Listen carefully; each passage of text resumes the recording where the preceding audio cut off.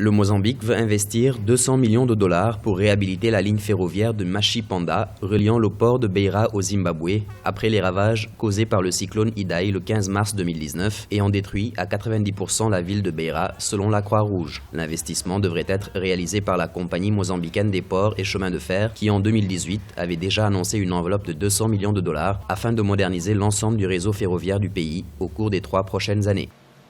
Si on sort 200 millions de dollars sur un contrat gré à gré, ce serait un désastre total. Mais j'imagine que les Mozambicains et les Zimbabwéens doivent absolument mettre en place des mesures classiques d'attribution de marché, et ce qui permet à l'économie d'être compétitive. Cette somme permettra d'améliorer la fourniture des services et surtout d'assurer le transport des marchandises vers d'autres pays. Notons que le port de Beira est d'une importance vitale tant pour l'intérieur du Mozambique que pour le Malawi, la Zambie et le Zimbabwe qui ne disposent pas de littoral.